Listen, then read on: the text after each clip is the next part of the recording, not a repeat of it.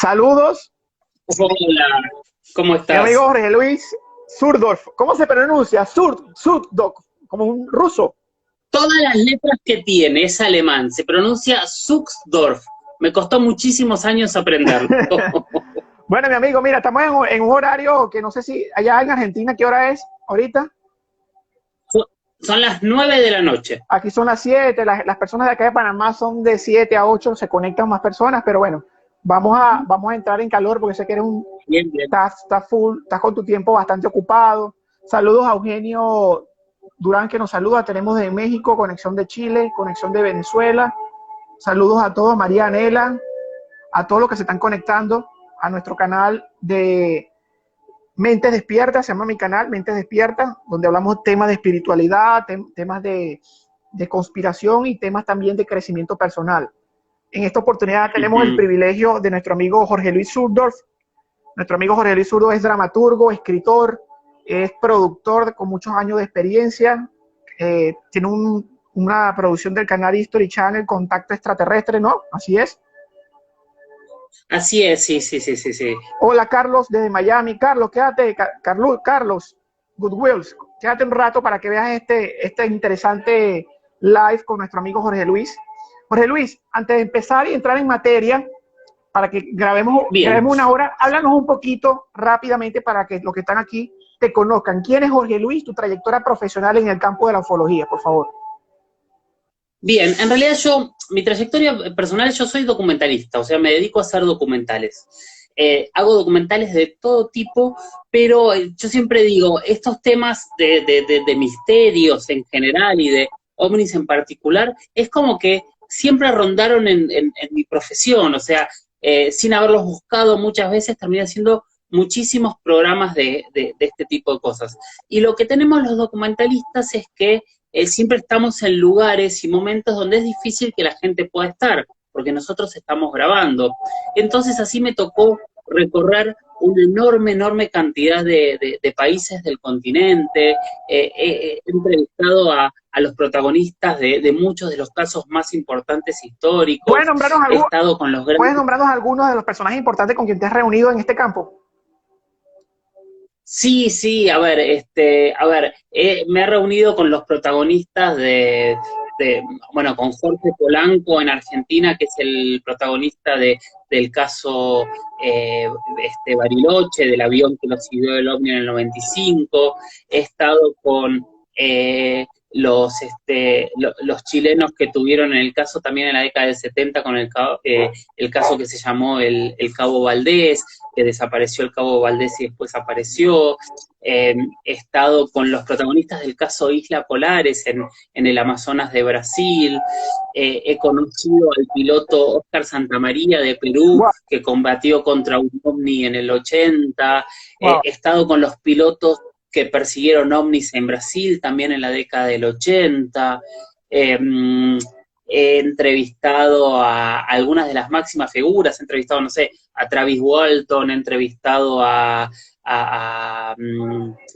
Robert Salas, he entrevistado De a... History Channel, Eh, he visto que en los programas de History Channel has estado con los personajes importantes de estos temas, ¿no? De los programas, por ejemplo, el programa que hay,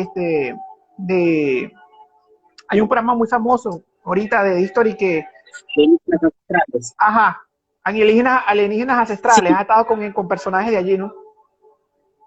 y sí, he compartido escenario con Giorgio Zoukalos, el de los pelos parados. Ah, Con Giorgio hemos estado en México haciendo unas conferencias, también recorrí el Museo de Antropología de México con él. Hablo bastante y he estado mucho con Luis Elizondo, ok. que era la cabeza de investigación del Tengo Pentágono. oportunidad de conocer a David von Banneken. No lo conozco a von Daniken, no tuve la oportunidad de estar con él, pero sí como te digo, con muchísimos, y me ha tocado, no sé, estar desde en el Amazonas, recorrer parte de Centroamérica, Sudamérica, Norteamérica, he estado en la puerta del Área Maussan. 51. Bueno, con Maussan somos amigos también, he estado muchas veces, siempre que voy a México paso a saludarlo y a conversar con él. Con Johanna Andía somos muy amigos también en México, con Ana Luisa Cid, aquí en Buenos Aires son muy amigos de Andrea y de Silvia Pérez Simondini, además Chevaer en Brasil también es un gran amigo, Julio Chamorro en Perú. Es como que, nada, he estado con todos, que si querés ahora vamos punto a punto con cada uno, desde un punto de vista distinto por ahí de un investigador, porque yo no soy ufólogo y esto yo lo aclaro siempre. Ok. Mi experiencia es prestada de estos grandes investigadores. Yo lo que hago es entrevistar gente para hacer documentales. Hago investigaciones, trabajo de periodismo, pero distintas. Ok, vamos. Exactamente. Ok, ahora vamos a empezar de esta manera, no sé qué te parece. Yo te voy a hacer, quiero poner en contexto a todos los que estamos aquí presentes. Me parecería justo empezar y decir, porque el tema que nos compete es Visitante de las Estrellas. Después al final, a los últimos 10 minutos, contestamos algunas preguntas. Sería de esta manera: de los casos que tú has documentado, ¿cuáles han sido, puedes nombrarlos en el orden que tú quieras, los casos que para ti han sido más impactantes y más convincentes? ¿Tienes la cámara? Bien. Ok. Te voy a decir algo polémico primero antes de eso. Ok. Yo estoy convencido que los ovnis existen. Correcto. ¿Por qué estoy convencido que los ovnis existen? Porque he tenido pruebas en mi mano, de hecho los he grabado, los gobiernos los investigan, hay oficinas oficiales en prácticamente todos los países que se dedican a entender qué es el fenómeno. De hecho, este año el Pentágono dijo, hay ovnis, no sabemos qué son. Suponemos que deben ser drones, pero no sabemos cómo usan esa tecnología. O sea, los ovnis existen. Lo que yo no estoy en capacidad de afirmar es que esos ovnis sean extraterrestres. Ok. ¿Por qué? Porque yo no tengo pruebas. Okay. No tengo, no he logrado tener pruebas. De hecho, he hablado con muchos expertos, también muchos escépticos, muchos científicos, para entender qué es la vida y por qué otra vida podría venir a visitarnos, y es muy difícil llegar a eso. Okay. Sí, creo que tenemos grandes preguntas que no podemos resolver. Y creo que esa es la fascinación que tiene este tema. Si tú estuvieses entrevistando a un extraterrestre en este momento, tendrías picos de récords de audiencias 3 días, pero después de eso la fascinación se habría acabado. Por supuesto. La fascinación que tenemos en estos temas, yo creo que son las preguntas, no las respuestas. Es correcto. Y sí, he visto muchos casos en donde las preguntas son muy grandes. Correcto. El caso que más me llama la atención a nivel preguntas, sin dudas, creo yo que es uno de los casos que te nombraba recién, que es el caso de Isla Colares, en Brasil. Ok, hablando un poco de eso. Es un caso muy loco. Es un caso muy loco y muy sorprendente. El caso de Isla Colares se dio en 1977, en el norte de Brasil, en la Amazonía, muy cerca de la frontera con Guyana, a unos 100 kilómetros de la ciudad de Belém do Pará. Era una isla muy pequeña de pescadores que está sobre uno de los brazos del río Amazonas. Ok, correcto. En la década de 70, estos pescadores empezaron a ver una luz en el cielo, esa luz los iluminaba y ellos quedaban paralizados. Wow. De adentro de esa luz bajaba una segunda luz que los quemaba. Y después la luz se iba y ellos volvían a moverse. Pasó una vez, pasó 2 veces, pasó 3 veces, 4 veces, y de golpe uno de los quemados se terminó muriendo. Y después se murió una segunda persona. Tal fue el terror en la isla que entre el 70 y el 80% de la población abandonó la isla y se fue. Sorprendente.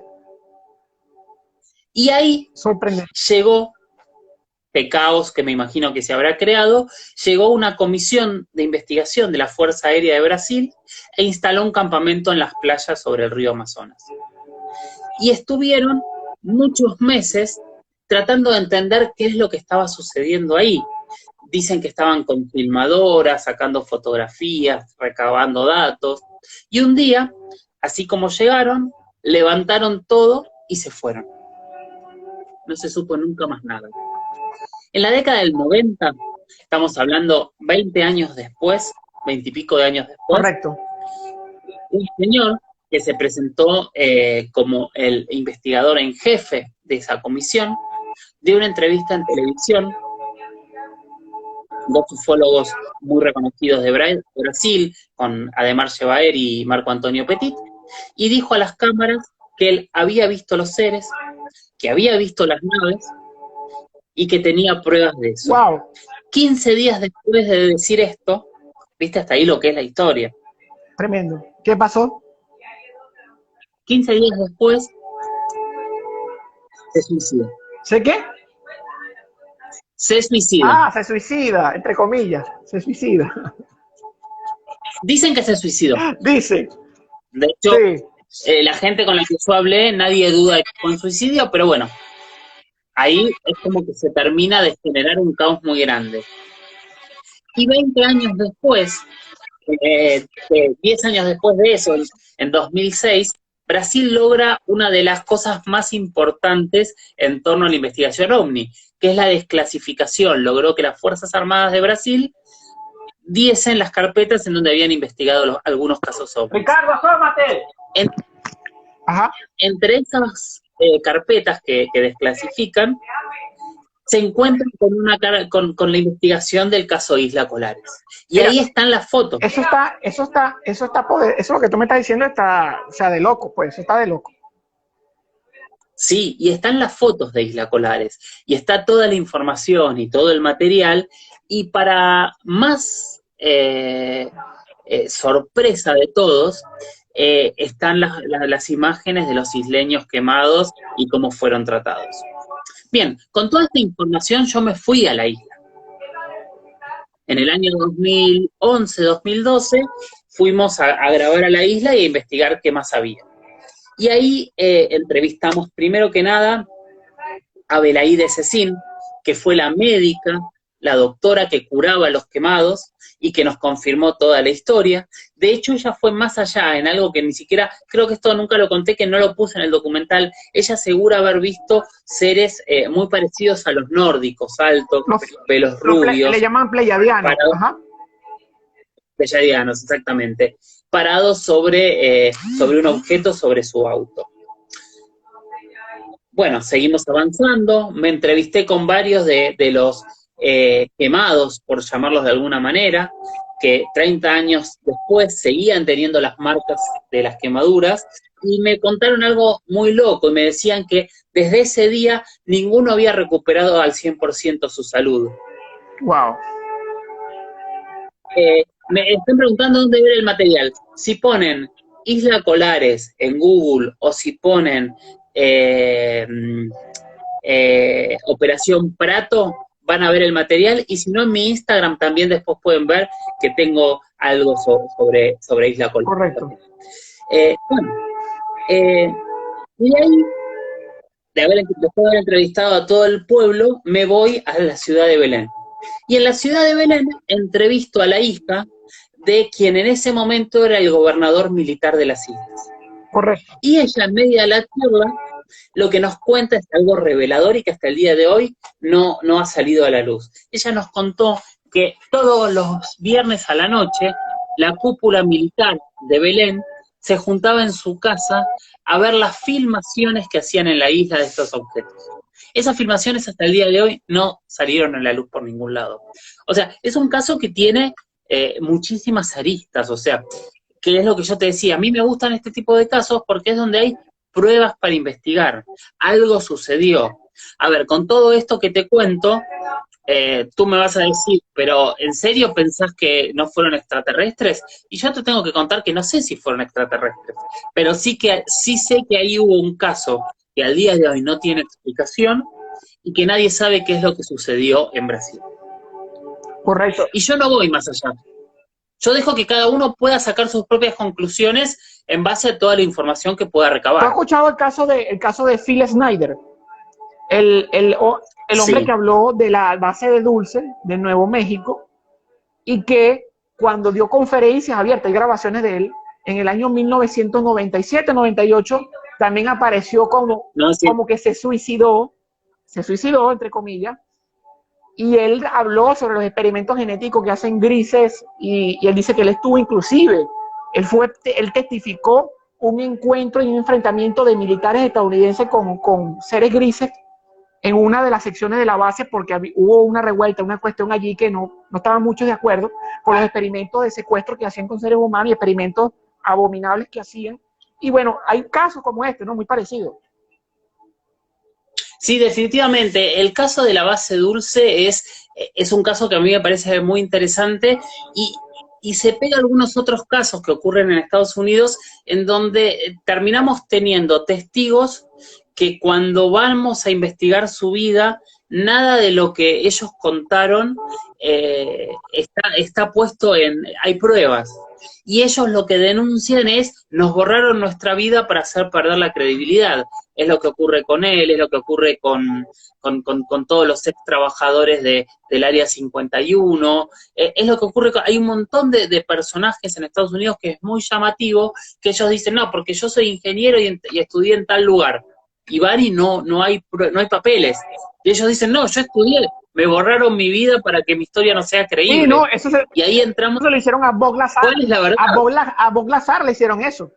Lo sacaron del sistema. Bob Lazar también, el famoso ex ingeniero que trabajó en ingeniería inversa en el Área 51, que también testifica de que claro. naves, ¿no? Es algo extraordinario. Sí. El tema es eso, ¿le borraron su vida o están mintiendo? Nos dejan en un punto en donde no sabemos, tenemos que optar por la fe, ¿le creemos o no? Sí. Y eso es terrible. Pero fíjate algo, Jorge Luis, tú como documentalista y periodista, obviamente tú trabajas desde la objetividad, ¿no? Por supuesto, y eso está espectacular porque tienes que ser objetivo en tus investigaciones, ¿no? No te puedes inclinar a ningún tipo de cosas si no hay pruebas. Pero fíjate, hay un caso que tú manejas, y yo lo he visto en tus trabajos, que es un caso que hasta ahora la ciencia no ha podido refutar.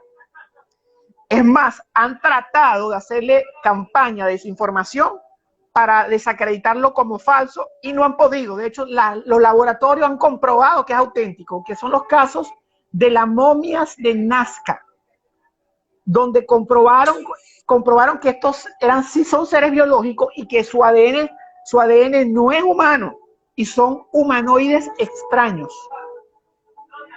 Es un caso el tema de las momias. Yo lo charlé mucho a puertas cerradas con Jaime. Honestamente, yo he tratado otras momias que ahora te cuento, María y estas, no me he metido a investigarlas todavía a fondo. Yo he estado a puertas cerradas con Jaime y Jaime me dice, nadie las modificó a las momias. Lo que nos acusan no es cierto. No sé si hay forma de comprobarlo o no, o en qué punto está eso. Pero, a ver, yo creo que en la ciencia hay un montón de cosas que no comprueban. De hecho, la ciencia no puede hablar del fenómeno ovni porque no responde al método científico. Lo mismo cuando alguien te dice, este ovni está comprobado científicamente, nunca puede estar un ovni comprobado científicamente porque el método científico, una de las cosas que necesita para poder corroborar es que el fenómeno se pueda repetir toda la cantidad de veces que sean necesarios para entenderlo. El fenómeno ovni no sabemos cómo ocurre, es aleatorio, no entendemos qué es, y por eso se corre dentro de la tradición de la ciencia. Y por otro lado, la ciencia no puede explicar todo. De hecho, bueno, si vos hablas de espiritualidad, ¿cómo la ciencia explica el espíritu? No hay forma. Entonces hay que entender, nosotros somos muy absolutistas, a nosotros como seres humanos nos gustan las verdades absolutas. Entonces cuando la verdad era la naturaleza, matábamos al que decía que el sol no era el Dios. Cuando la verdad era la iglesia, matábamos al que decía que no creía en la iglesia. Y hoy pasa lo mismo con la ciencia, creo yo. Yo creo que la verdad es muy tirana. Por eso yo trato de hacer esta propuesta de quedémonos con las preguntas, que son mucho más sanas. Para mí las preguntas movilizan. Y cuando uno tiene una verdad, se queda quieto. Sí, exactamente. Y eso es lo que pasa con este fenómeno.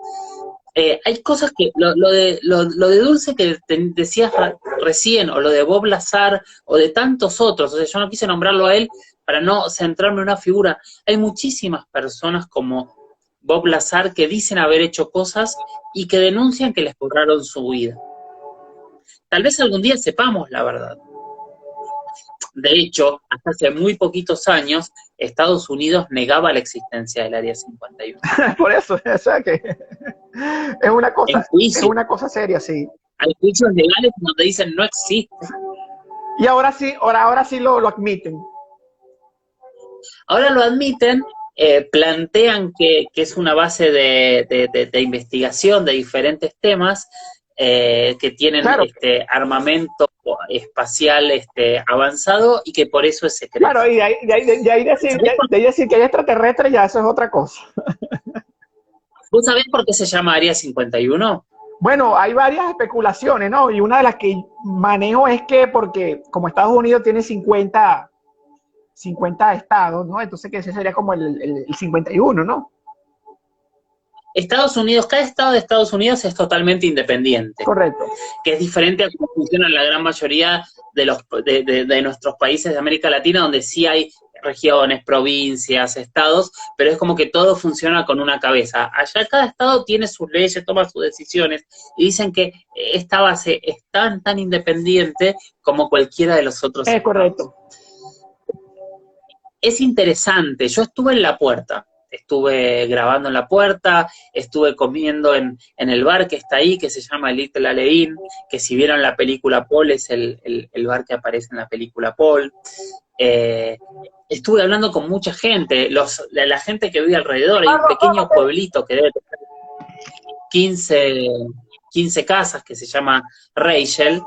Ellos dicen que ven luces todas las noches. Te escucho, ahora sí. ¿Aló? Sí, ellos dicen que ven luces todas las noches ahí.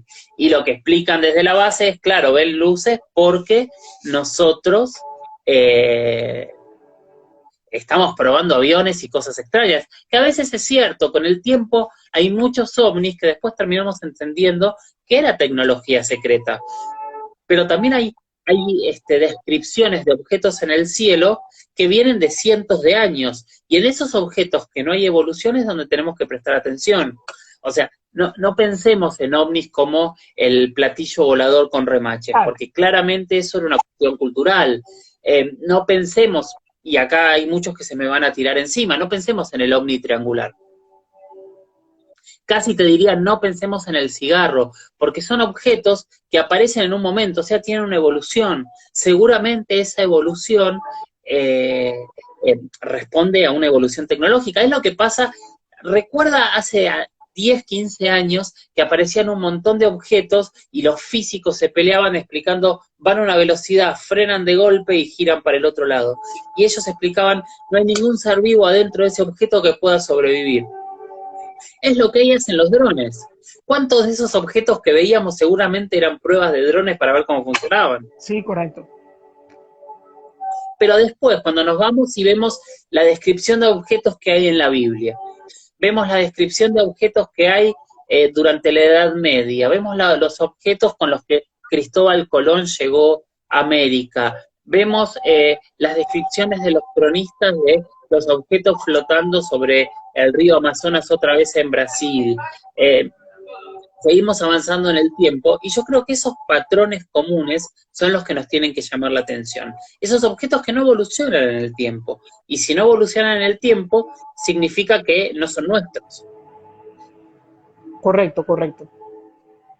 ¿Qué otro caso de estos que tú has manejado, has documentado, te ha parecido también, aparte del de Brasil que nos comentaste, sorprendente? Háblanos casos de Argentina ahí, por ejemplo, de tu tierra.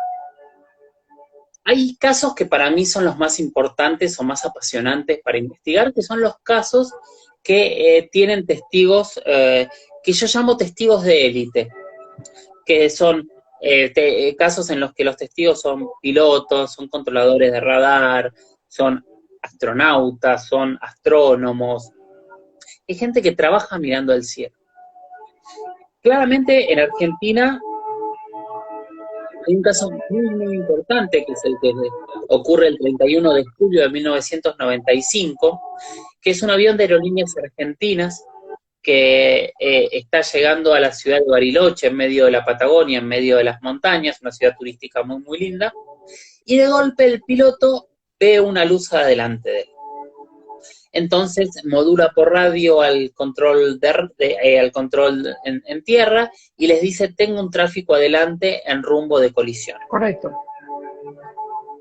Desde la sala de control les dicen, no tenemos ningún tráfico delante suyo, solo hay un avión detrás de usted. No, lo estoy viendo, hay una luz adelante mío. le dice el piloto. Bueno, discuten, siguen avanzando, y de golpe la luz se le pone al lado del avión, y empieza a acompañar. Wow. Se queda maravillado. Jorge Polanco, que es el piloto, de hecho, a mí me lo he hecho muchos dibujos contando lo que vio. Sorprendentemente es muy parecido a lo que otros pilotos han dibujado y han visto, que era como una especie de bola de energía con una parte de metal debajo, y él decía que él veía como que respiraba o subía y bajaba la luz. No sabía por qué. Bueno, en un momento él tiene que aterrizar, se olvida de este objeto, y mientras empieza a aterrizar, se apaga toda la luz del aeropuerto.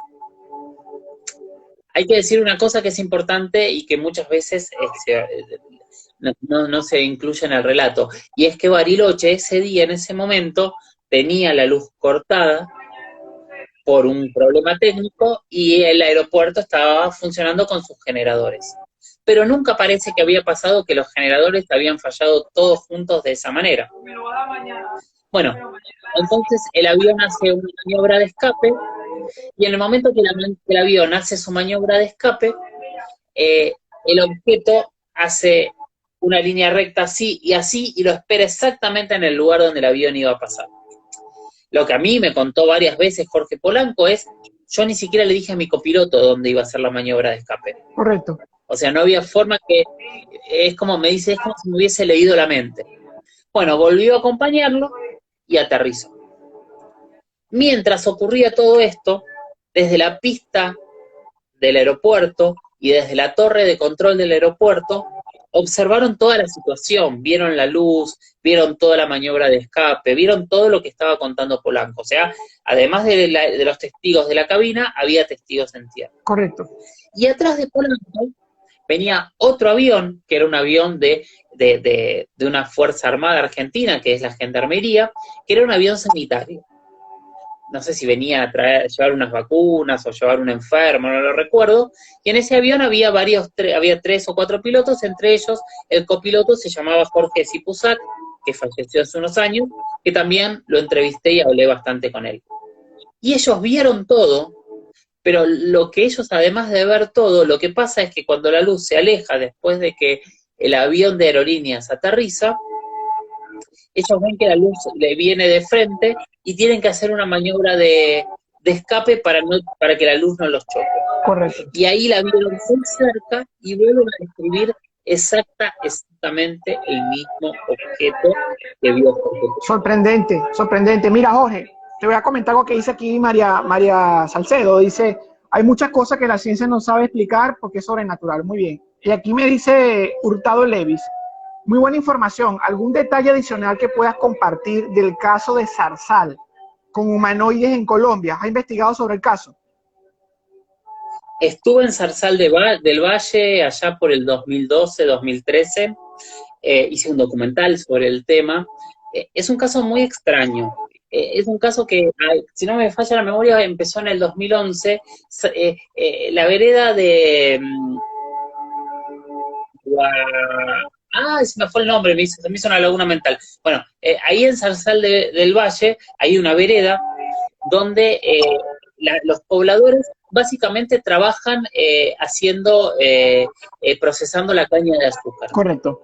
Estos trabajadores empezaron a ver en diferentes días y diferentes momentos unos seres que ellos describieron como unos seres negros, como si tuviesen una especie de traje de neopren o lycra negra, que eran muy altos, arriba de los 2,5 metros.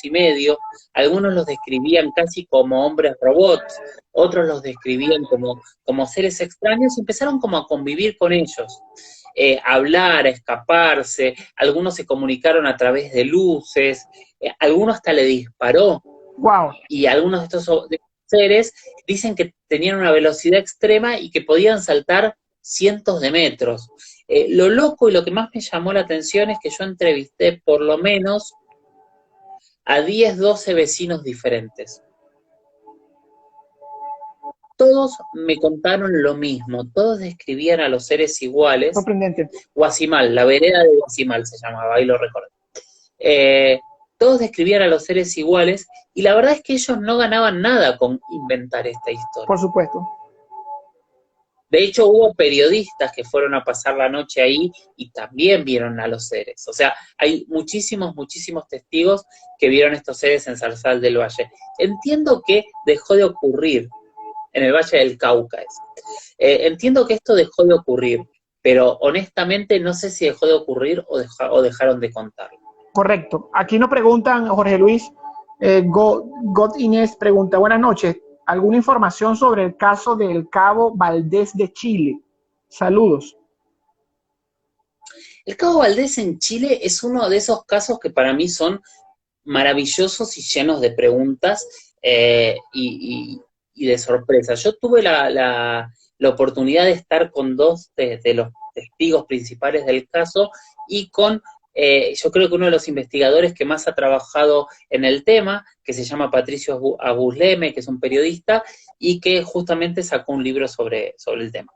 Década del 70, norte de Chile, un pesebre, un grupo de conscriptos con un cabo a cargo estaban cuidando la zona. Estaban de guardia, era de noche, y de golpe ven una estrella. Que la estrella se empieza a agrandar, agrandar, agrandar cada vez más, hasta que los ilumina a todos. O sea, imagínate lo que era, ¿no? Estábamos hablando de una pequeña estrella allá en el fondo, y era, de golpe era una luz sobre ellos. Ellos se asustan mucho, se juntan, hacen una cadena, se toman de los brazos, hacen como una cadena humana, y empiezan a rezar. En un momento, el Cabo Valdés se suelta de la cadena, nadie sabe cómo, y se pierde, desaparece, nadie lo ve. Empiezan a buscarlo, recorren toda la zona, no lo ven, de golpe escuchan un golpe, como que algo cae, y lo encuentran tirado. Cuando se acercan a él parece que los mira, y les dice una frase así como, ustedes no saben de dónde venimos ni quiénes somos, pero pronto lo sabrán, una cosa así es la frase. Cuentan que estaba muy demacrado, y acá empiezan los debates. Lo que dicen es que tenía barba de varios días y que el reloj tenía otra hora. Wow. Después hay gente que empieza a decir que esto no era tan así, pero no lo sabemos. La cuestión es que el hecho ocurrió, lo llevan al médico, empiezan a investigarlo, Valdés no recuerda nada, los conscriptos nunca cambiaron su historia, Valdés sí la cambió muchas veces. Primero dijo que empezó a recordar, en un momento dijo que estuvo dentro de una nave, después dijo que nada era cierto, después dijeron que él no se había afeitado en varios días y por eso tenía barba, dijeron que el reloj siempre funcionó bien. Es como que la historia hoy tiene una gran contradicción y tiene un Valdés que niega todo lo que ocurrió, pero tiene al resto de los conscriptos que siguen asegurando que lo que ellos cuentan es lo que vivieron. Completamente. El libro de Patricio Abusleme, si alguien lo quiere leer, es muy, muy bueno. ¿Cuál? Se llama La Noche de los Centinelas. La Noche de los Centinelas, ¿escrito por quién? Patricio Abusleme Hoffman. Ok, eso lo vamos a anotar. Ahora fíjate algo, Jorge. Dentro de las investigaciones que tienes años haciendo y como el productor que ha hecho estos programas para History Channel, hay algo que a mí en lo particular me sorprende, no tanto las evidencias de testimonio, ¿no?, que son válidas, de personas que afirman haber tenido alguna experiencia de acercamiento ovni o de encuentro tipo 3, 4, 5 o abducciones, etcétera. Me sorprende más también, o sea, me sorprende el hecho de que las investigaciones arqueológicas, que por ejemplo el programa como Alienígenas Ancestrales hace, ¿no?, y otras investigaciones que yo hago, en particular de otras cadenas de televisión y otros informativos, donde hablan de investigaciones arqueológicas que no salen a la luz. Por ejemplo, el caso de la cultura tolteca en México, en montañas al sur de México, donde encontraron petroglifos. Te voy a hablar de un caso, después te hablo, el caso también tú lo vas a conocer, de los dogones de África, casos de varias, de los moais, de la isla de Pascua, y ciertos casos donde han encontrado petroglifos y jeroglifos por ejemplo, el de la cultura tolteca me sorprende mucho porque el de ellos en piedra en las escuevas está plasmada en su lenguaje visitantes de las estrellas que vinieron a darnos sabiduría y conocimiento y los dibujan y son seres que no tienen ninguna morfología terrestre.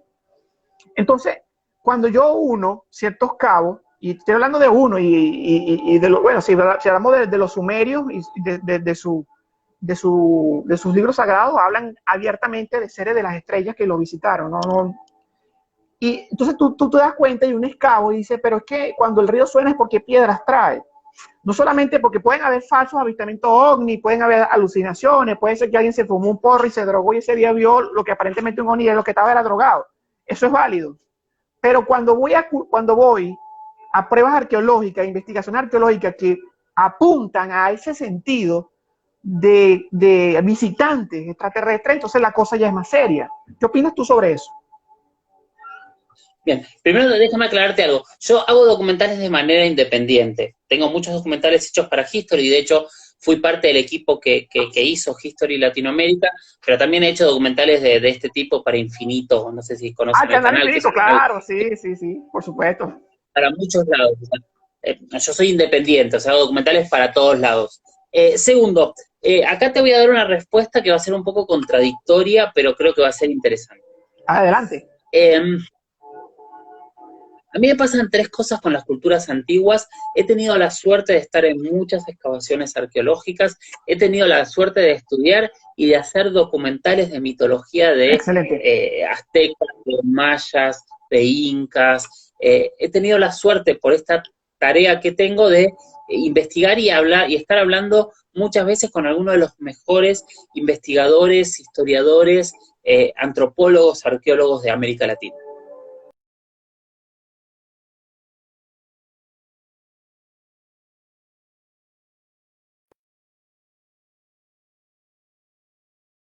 ¿Estás ahí o...? Ahí está. Hay puntos de esta teoría que a mí me... Sí, okay. Ahí estamos de nuevo, ¿no? Sí. Hay puntos de esta teoría que a mí me cuesta aceptarla. ¿Y qué tiene que ver con esto? Okay. Son teorías que son muy europeocentristas. Las construcciones extraterrestres están hechas fuera de Europa. Nadie se pregunta cómo se hizo el Coliseo o cómo se hizo el Partenón. Todo lo extraño que hicieron los extraterrestres es lo que no hicieron los europeos. Entonces es una mirada, si no lo hicimos nosotros no lo puede hacer nadie. Exacto. Entonces ahí es donde yo pongo un primer punto de cuidado. Cuando hablamos de los toltecas, cuando hablamos de los teotihuacanos, cuando hablamos de las diferentes civilizaciones preincaitas, estamos hablando de algunas de las civilizaciones más maravillosas que tuvo la humanidad. Con niveles de pensamiento y niveles de tecnología que al día de hoy nos sorprendemos. Para que tengan una idea, antes de irnos a la segunda parte de la respuesta, Teotihuacán albergaba a casi 300.000 personas, mientras que en Europa en ese momento, Londres, París, Roma tenían 25 o 30.000 personas y se morían de pestes y de inanición. Sorprendente, sí, sorprendente. Y acá había ciudades perfectas. Ese es el primer punto. Segundo punto de lo que decías de las piedras. Yo creo que yo tengo mucho cuidado con la antropología no oficial en ese sentido. Okay. Porque hay mucha estafa, hay mucha mentira y no hay pruebas y muchas veces, qué sé yo, a mí me han querido vender en México muchísimas imágenes talladas que me dicen, mira, es un plato volador. ¿Y cómo sé quién lo hizo? Exacto. ¿Qué es lo que pasó con las piedras de Ica? Las piedras de Ica terminaron bastardeando toda una arqueología que realmente podría haber sido maravillosa.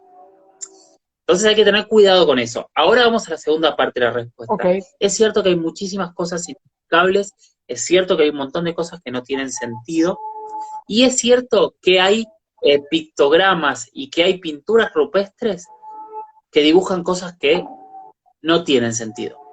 A ver, hay un meme dando vueltas que dice, cuando querían dibujar que estaban cazando un ciervo, dibujaban esto. ¿Por qué cuando decían que querían dibujar un ser humano, dibujaban esto? Si a veces dibujaban esto y a veces seres humanos perfectos. Correcto. ¿Qué sé yo? Yo pienso, si buscan, por ejemplo, los petroglifos de toro muerto en Perú, Si buscan las guandijas en Australia, o sea, hay un montón de petroglifos en el mundo que dicen, ¿y esto?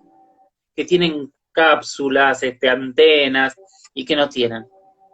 Y el segundo punto es el de la religión, que es un punto que tú tocabas y que para mí es fascinante. Me ha tocado estudiar mucho las religiones americanas y otras religiones. Ajá. Y tenemos una sorpresa cuando nosotros vemos las religiones, que es la siguiente. Primero que nada, por definición, los dioses son extraterrestres. Ok. ¿Por qué? Todos los dioses están en el cielo. Sí, están fuera de la Tierra. O sea, están fuera de la Tierra, son extraterrestres. Después, prácticamente en todas las cosmovisiones, los dioses bajan a la Tierra y lo primero que hacen es nos crean a los seres humanos. En la gran mayoría de las interpretaciones hay pruebas, hay ensayo-error hasta llegar al hombre perfecto, que es el hombre igual a ellos. Siempre en todas las culturas nosotros somos iguales a los dioses después de varias pruebas. Correcto. Después de eso, suceden dos cosas más. Los dioses nos enseñan o nos regalan algunas cosas. Después de habernos creado, nos enseñan moral, nos enseñan cómo nos tenemos que comportar. Después de enseñarnos moral, nos dan la tecnología más importante que tiene el ser humano hasta el día de hoy, que es la tecnología que hace y que hizo que podamos ser una civilización.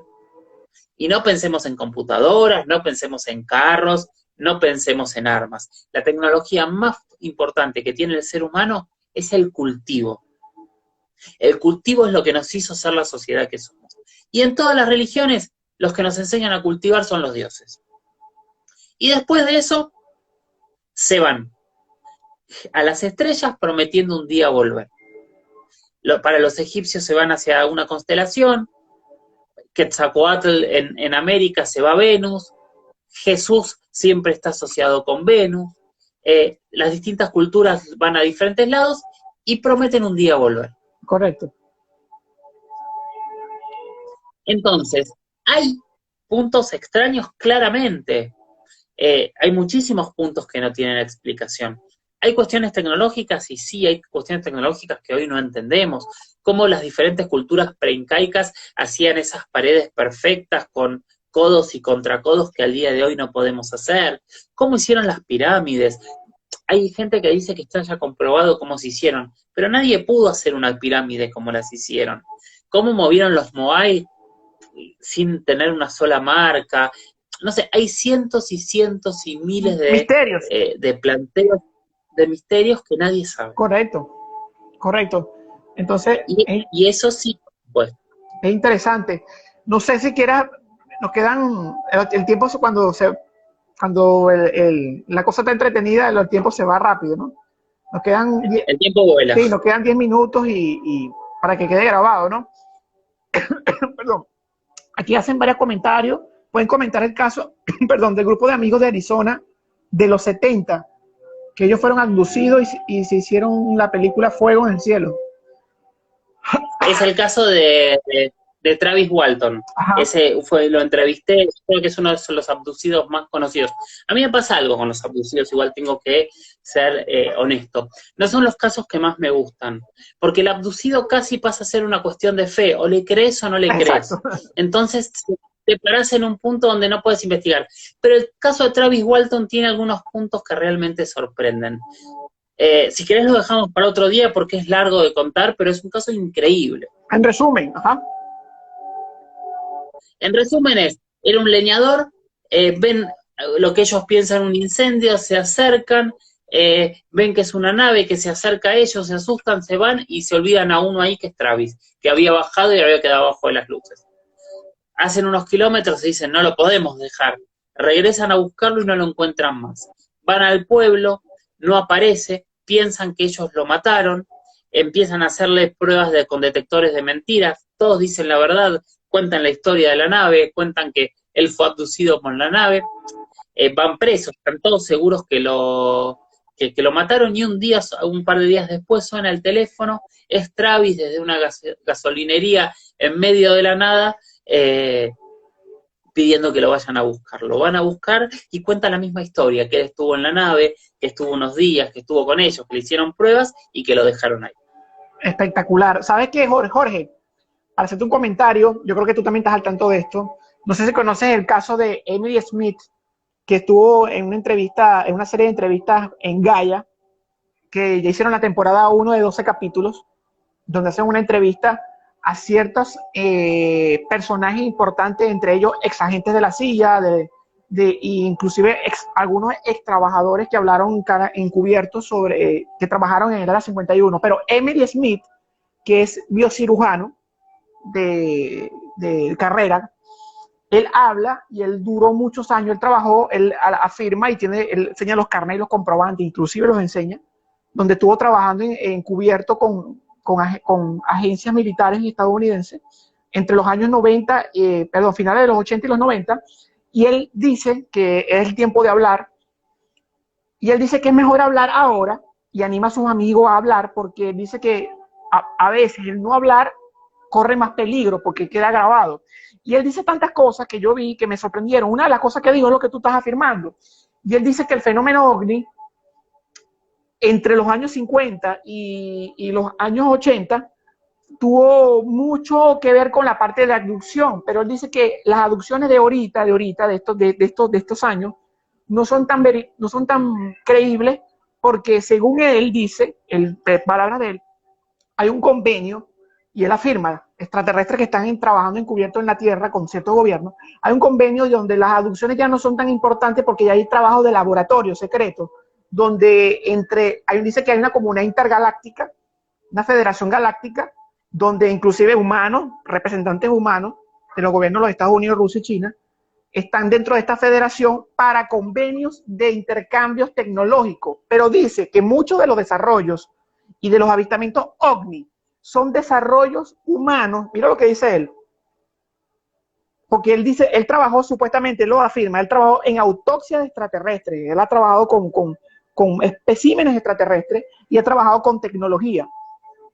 Y él dice que muchos de los avistamientos OVNI son ingeniería humana, pero mira lo que dice, ingeniería humana experimental, pero hecha con conocimiento e intercambio de tecnología extraterrestre. O sea, ha sido conocimiento extraterrestre desarrollado en la Tierra. Y entre las cosas que dice, que también dice que en Alaska hay una nave nodriza que se estrelló hace mucho tiempo, que se está descongelando, que ya se ha visto por Google Maps y están tratando de encubrirlo como otra cosa, pero es una nave nodriza auténtica extraterrestre que vino de las Pleiades, se estrelló hace mucho tiempo y está allí y están tratando de encubrirlo. Habla de las Pleiades y una que está en Ecuador. O sea, hay cosas interesantísimas que dice él. Habla de experimentos genéticos humano-animal, humano-extraterrestre, porque él explica que una de las cosas que quieren algunos seres, como los grises, es darle un paso de evolución al ser humano, biológica, intelectual y cognitivamente. Entonces, no sé si tú has sabido de él, Emily Smith, de hecho sale hablando, enseña sus credenciales y todo. Sería interesante a todos los que están aquí que lo busquen, Emily Smith, y tiene una serie de grabaciones, pero hay cosas que sorprenden, como dices tú, ¿no? Que hay que verla de muchos puntos de vista, pero realmente hay cosas que tampoco se pueden explicar así a grosso modo, ¿no? Hay muchos puntos de vista. Ajá, dime. No, definitivamente hay muchos puntos de vista. A mí me ha tocado entrevistar a muchos exagentes, he conversado con muchísimas de estas personas, los he escuchado. Lamentablemente, toda esta gente que tiene relatos muy interesantes hasta el día de hoy, son pocas las pruebas que han presentado, o prácticamente ninguna.